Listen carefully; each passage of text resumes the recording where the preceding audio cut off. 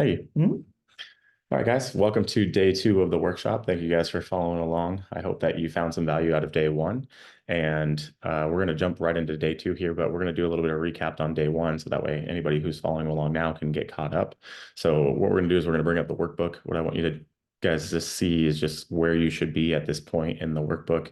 And that way you can really start following along and start taking action, because how we actually change our lives is by engaging with our lives. And so in order to actually get a change to happen, we need to first allow that to happen in our minds.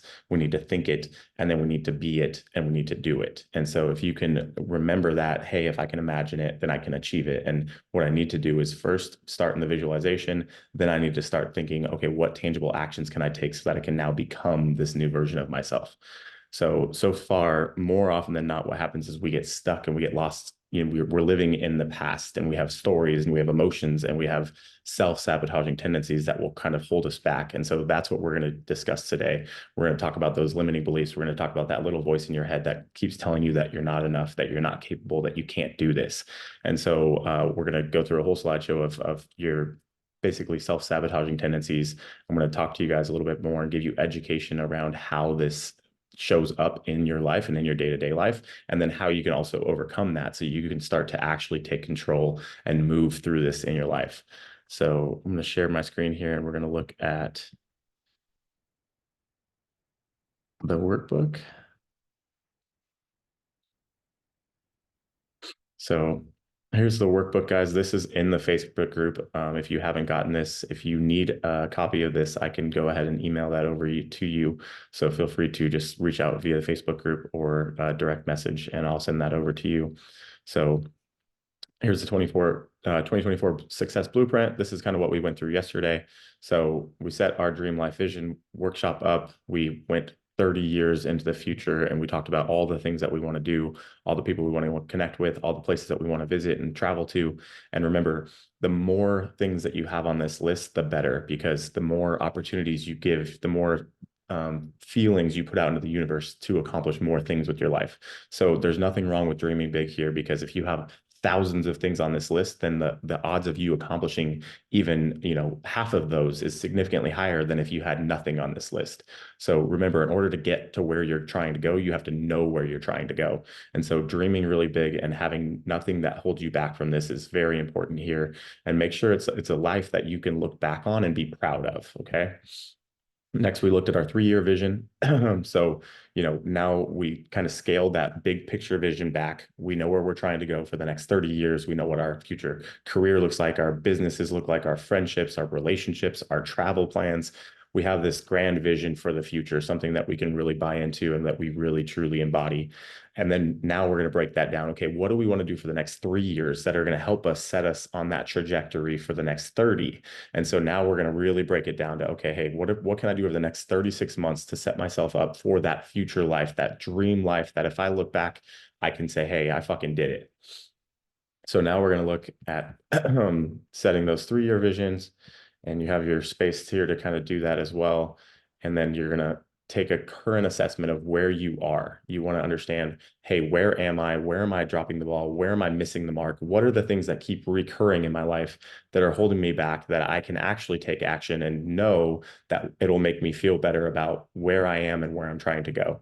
And so, one of my favorite quotes is, a meaningful life is built, not given. And true alignment, true authenticity requires honest reflection. If you don't give yourself enough time for solitude, enough time to actually sit there and think and to meditate and to reflect on where you currently are and why your life isn't where you want it to be, then you're never going to be able to understand the emotions, the self-sabotaging beliefs that are holding you back. And so that's why this assessment is so important, because you need to understand where you're currently at is a byproduct of the things that you've done in the past. And so if you can change the things that you're doing now, that'll change the future that you get to operate in. So we need to stop living from a past association, and we need to start living from a future associated orientation, where it's like, hey, I'm living in the present and I'm taking steps, actionable steps every single day to get me to my desired future vision. So all of this stuff sounds very metaphysical. It sounds very wooey, but when it comes down to it, this is how we do things in our life. This is how, every book has a plot, every movie has a plot. And so in order to get to the end of the movie, you have to take the necessary journey to get there. Far too often we look at the end goal and we never think about the steps required to actually get there. And so, if you're trying to get a six pack, you don't make the six pack your goal. You make going to the gym consistently, working out and eating well every single day the goal. You have to have that consistency, and you have to do it for an extended period of time. And it has to be something that's sustainable and meaningful to you in order to make it actually worthwhile. So now you have your self-assessment. You should have basically put for personal goals, basically where you are with your personal, where you are with your health, where you are with your finances, your work, and your relationships. And then I would rank that out of a 5. So you can put, if you're a 3 out of 5 in personal, you need to look at, okay, why is my personal only a 3 out of 5? What actions can I take? What goals can I set to help that become a 5 out of 5? And you want to do that for all 5 of these categories here, okay? Basically, your commitment now is 100% reflected by the results that you're currently getting. So if you are not happy with where you are, then you need to understand that you are the reason that you're not happy with where you are. We have to take complete ownership and accountability for who we are and where we are in our lives. And once we accept the fact that we are the creators of our own future and of our own demise, we can start to take action to actually change whatever is showing up in our lives consistently. And so that's why this honest self-reflection is so important. Okay. So now you want to understand, okay, why are these things popping up? Ask yourself these questions, write down some really genuine, honest, authentic answers. And then we're going to go ahead and we're going to start looking at our 3-year vision.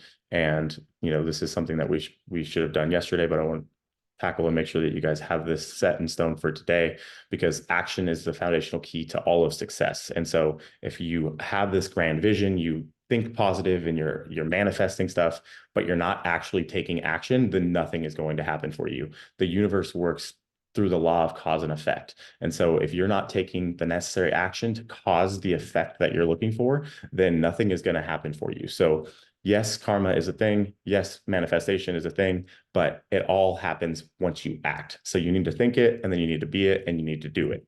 Okay. Finally, we're going to set our goals. So you're going to choose up to 3 health goals for health, finance, work, and relationships.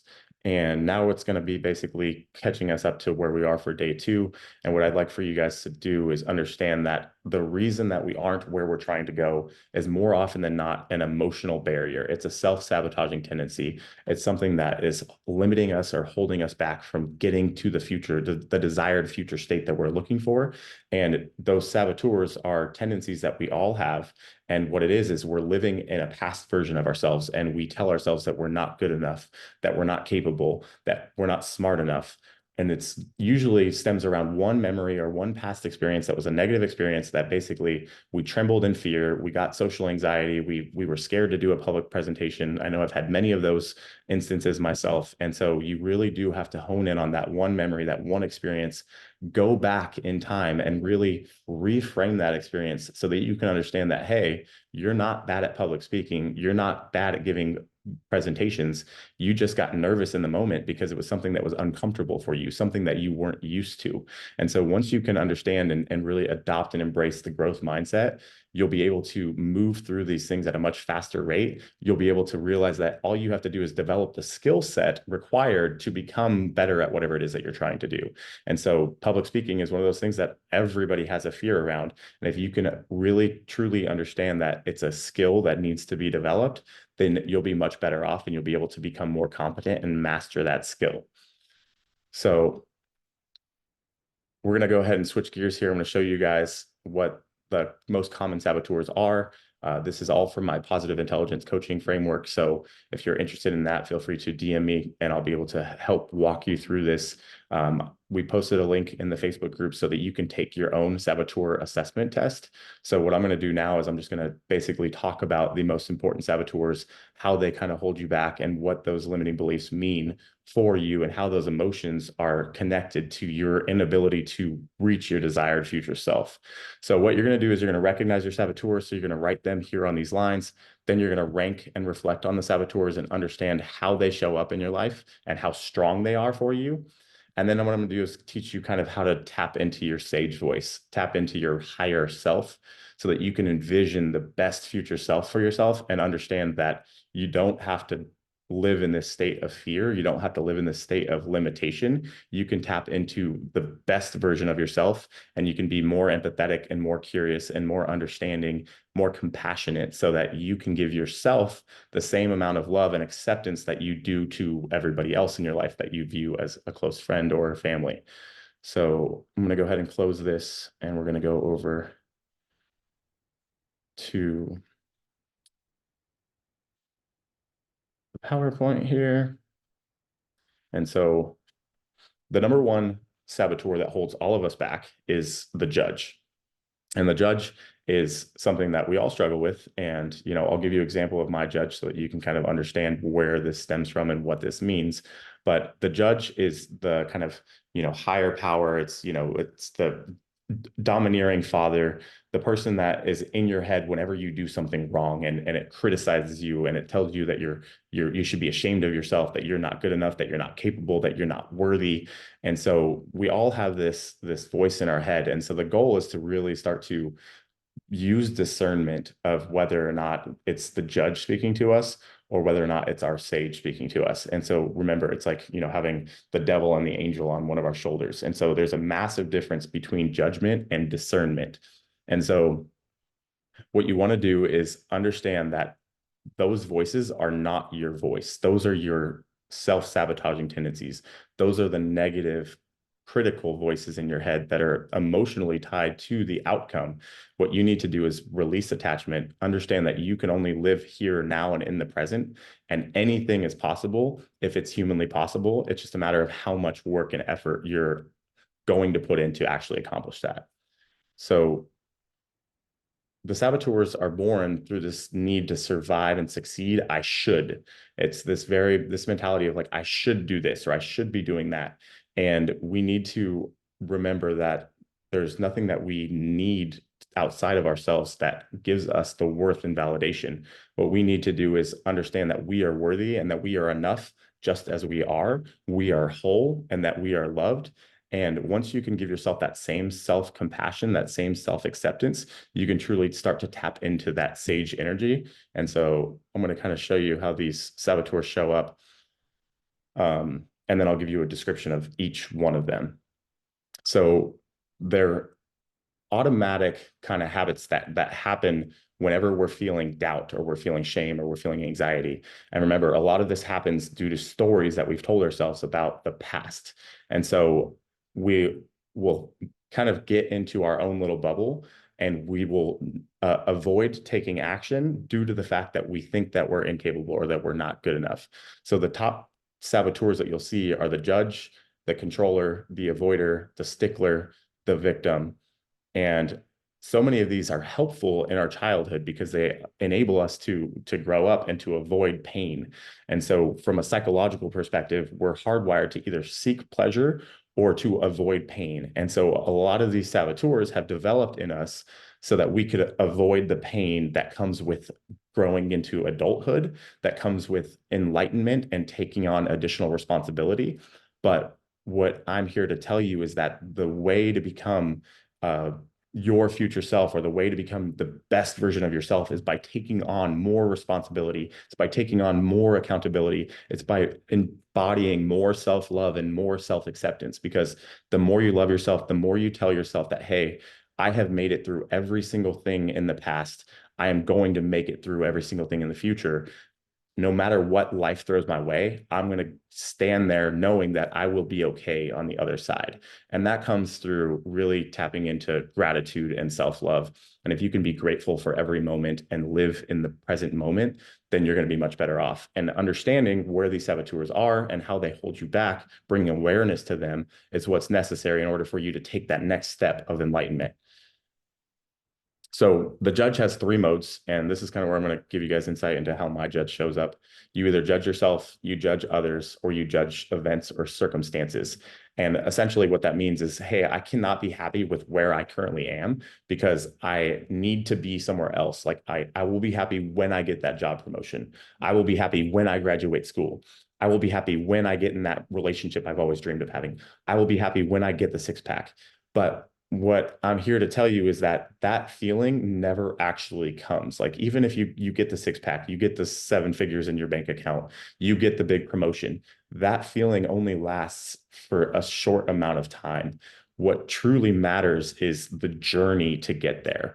And so that's the reason why setting these goals, setting this vision in place is so important, because it allows you to truly tap into your authentic self and say, hey, what do I want?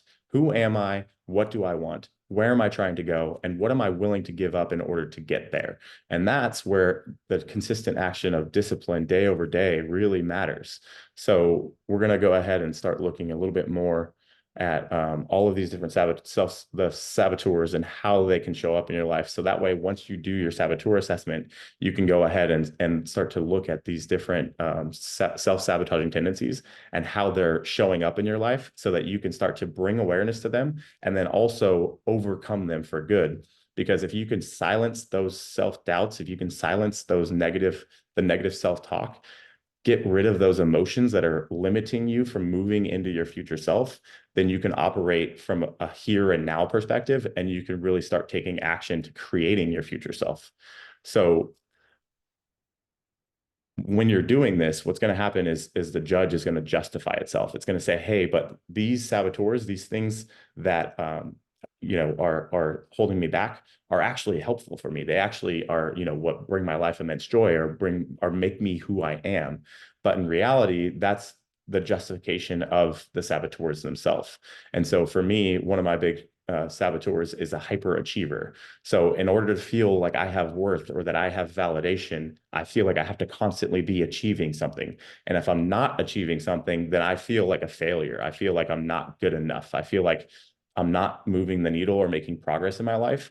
And so that makes me feel bad about myself.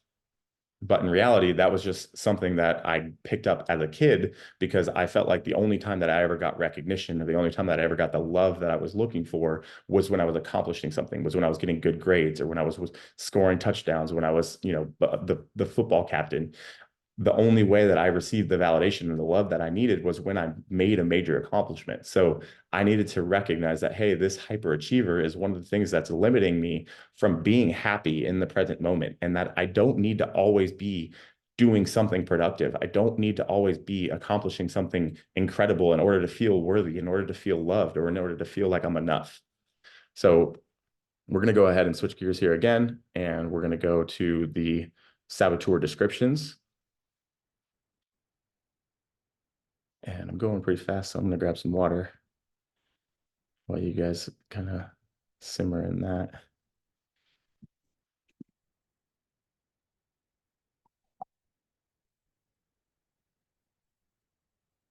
You're on the Windows. Yeah. Where do I go? Stop sharing. That one.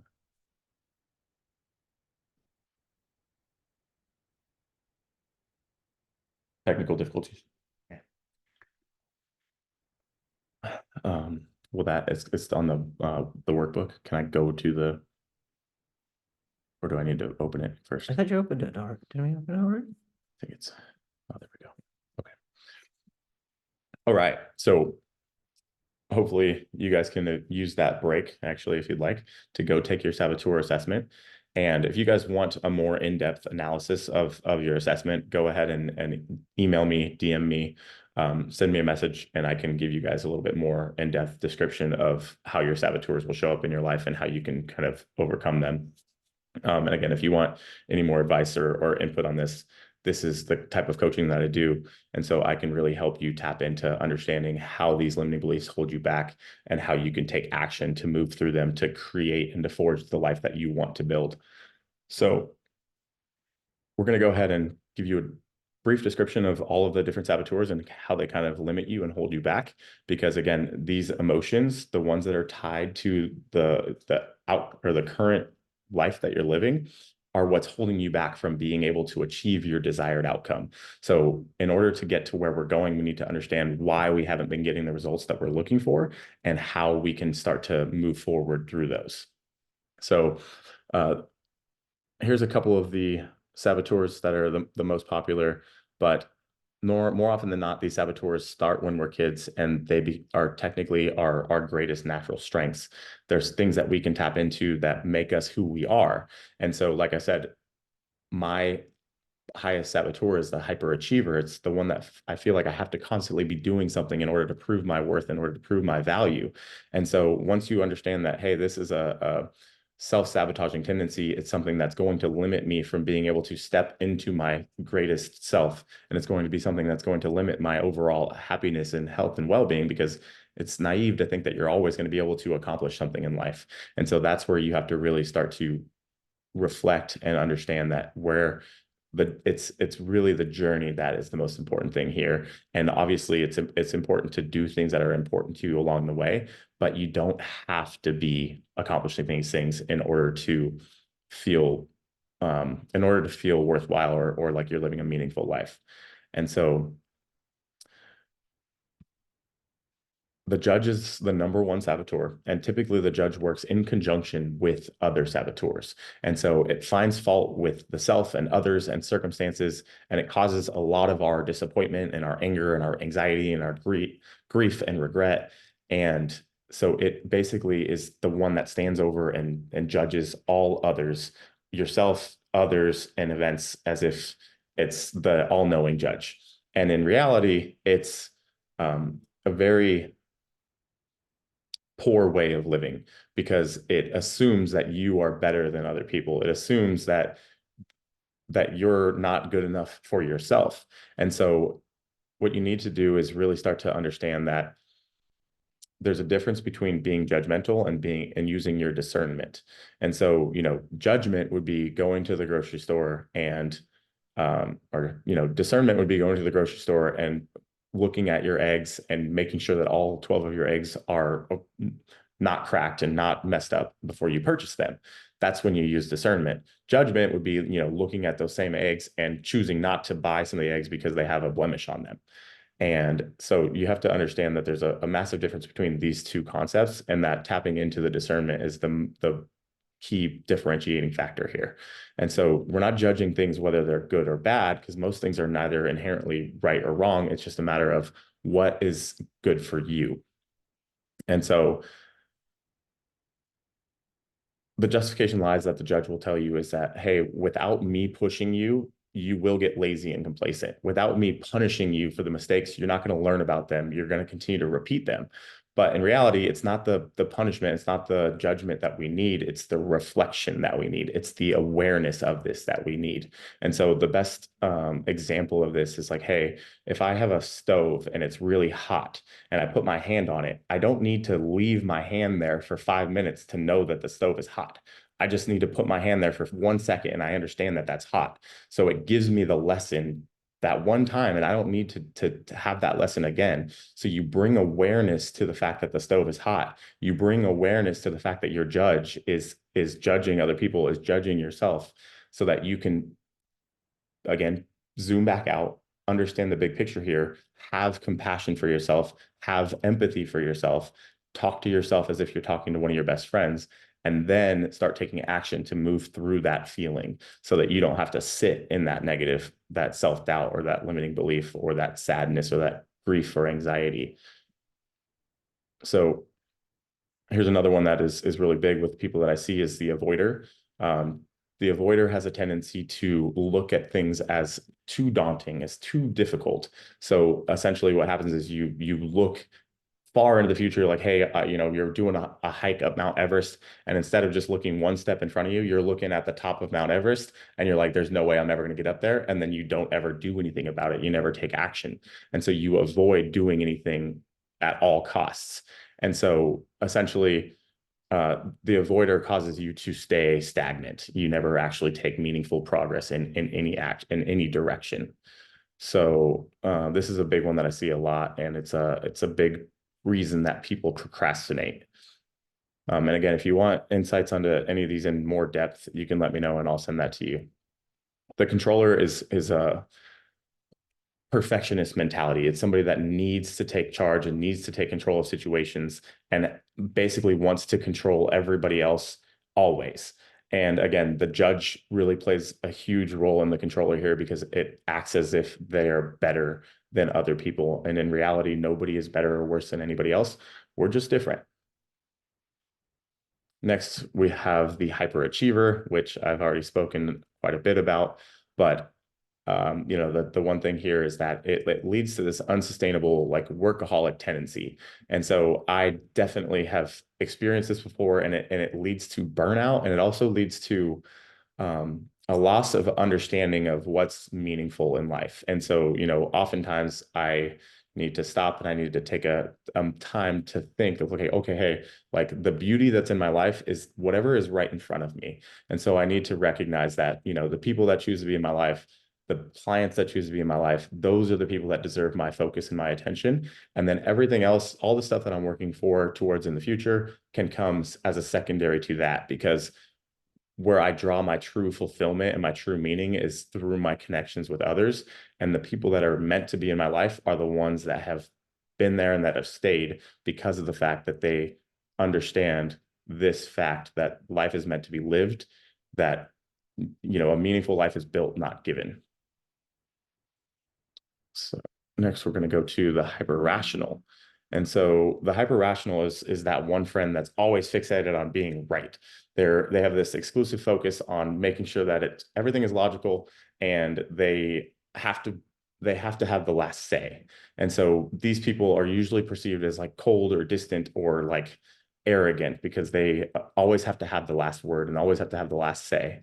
So it's a good survival strategy as a kid because it allows you to kind of be the boss or be the leader. But as you get older, you realize that collaboration is so much more important. And so having this intense rationality can really hold you back from being able to collaborate and work well with others. Next, we have the hypervigilant. And so the hypervigilant is kind of like always on edge, always anxious about what's going to happen. What are the potential negative outcomes of this? What could possibly go wrong in every situation? So as a kid, especially if you grew up in a traumatic environment, the hypervigilant is something that keeps you safe. It's something that's necessary in order to make sure that you ensure your own safety and security. But as an adult, we don't need to be so hyper vigilant. We've made it through 100% of the things that we've dealt with in our life, and we're going to continue to make it through 100% of the things that we have to continue to deal with. And so that's the beautiful thing about life, is that you can be safe and that you can know that you're secure as an adult. And so you can give yourself that same love and that same validation, that same security that you desired to have as a kid, that you don't have to be so worried or concerned about everything all the time. The pleaser. So this one's also another really popular one. It's somebody trying to please or to appease others. They're always trying to be the extend the olive branch, always giving up their own desires to appease everybody else. And so what ends up happening is that you're just pleasing everybody else. You never actually get to what you want or who you are, or actually gain like acceptance, or you give up everything in order to gain acceptance from the group. And in reality, you're giving up your authenticity. You're not able to say what you want or to take charge for your own life. And so this one's really dangerous if you are trying to do like big things with your life, because you'll never be able to be honest and authentic with owning that. Restless. So this is another one that I struggle with. It's the constant need to be doing something, the constant need to be again accomplishing things. You can't sit there without just with your thoughts. You have to have something to be doing, somebody to be hanging out with. And so, in our society that we're all dopamine depleted, we all have our cell phones every instant. Restless is something that a lot of us struggle with. So, for me, one of the big things that I've been trying to do is to be present, to just be, and to live in the moment, so that I can stop worrying so much about where I need to be next or who I should be reaching out to hang out with. And so understanding that solitude and aloneness is a beautiful thing, and that you can be content just sitting in a room with your thoughts, is the next level of enlightenment for this one. Next, we have the stickler. Again, this is kind of another like perfectionist mentality. It's everything has to be perfect. And essentially what happens when everything needs to be perfect, nothing gets done. And so Done is better than perfect. If you can get something finished, get it out there. Remember, nothing is ever fully complete. So get something 80% done and then fix it and make it to be as perfect as possible before you turn it in, because perfectionism or micromanaging is not something that anybody likes to have to deal with. Finally, we have the victim. The victim is another one that our society deals with a lot. This is the one who, it's not my fault. I didn't do it. There's always an excuse. There's always somebody else to blame for the way that you live your life. So it's one of those things that really starts to take a toll, not only on yourself, but also the world and the people around you, because nothing is ever your fault. Nobody ever they don't ever take accountability for the outcomes that they have in their life. And so the victim is a really dangerous place to be, especially in the world that we're living in now, because in order to change your life, you have to take accountability and ownership for where you currently are, because your past actions are what have led you to where you are now. And so you need to be able to take ownership and take accountability for who you are as an adult, and then embrace that and say, hey, I no longer am choosing to be this person.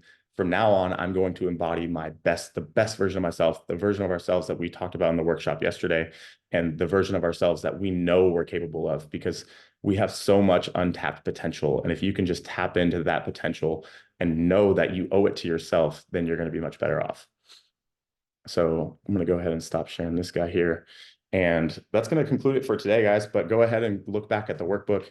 Go ahead and look at these saboteur descriptions and really start to understand how they show up in your life and how they're holding you back from being the best version of yourself, so that you can get rid of those emotions that are tied to that self-sabotaging, that limiting belief, and that you can really step into your future self.